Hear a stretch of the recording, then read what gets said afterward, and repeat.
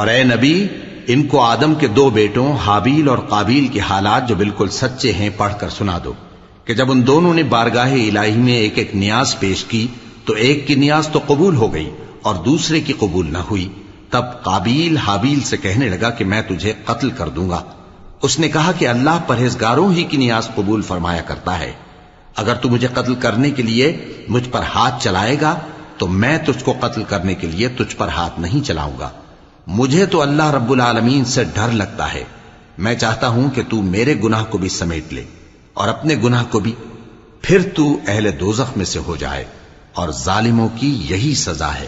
آخر اس کے یعنی قابیل کے نفس نے اس کو اپنے بھائی کے قتل ہی کی ترغیب دی تو اس نے اسے قتل کر دیا، پھر خسارہ پانے والوں میں ہو گیا۔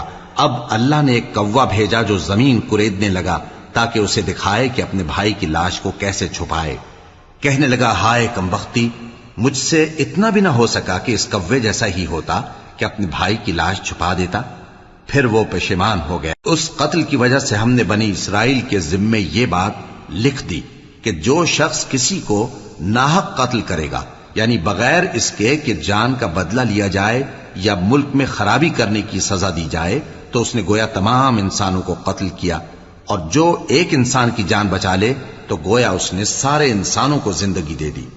اور ان لوگوں کے پاس ہمارے پیغمبر روشن دلیلیں لا چکے، پھر اس کے بعد بھی ان میں بہت سے لوگ ملک میں زیادتیاں کرنے والے ہیں۔ جو لوگ اللہ اور اس کے رسول سے لڑائی کریں اور ملک میں فساد کرنے کو دوڑتے پھریں، ان کی یہی سزا ہے کہ بری طرح قتل کر دیے جائیں یا سولی چڑھا دیے جائیں، یا ان کے ایک ایک طرف کے ہاتھ اور ایک ایک طرف کے پاؤں کاٹ دیے جائیں، یا ملک سے غائب کر دیے جائیں۔ یہ تو دنیا میں ان کی رسوائی ہے، اور آخرت میں ان کے لیے بڑا بھاری عذاب تیار ہے۔ ہاں، جن لوگوں نے اس سے پیشتر کہ تمہارے قابو آ جائیں توبہ کر لی تو جان رکھو کہ اللہ بخشنے والا ہے، مہربان ہے۔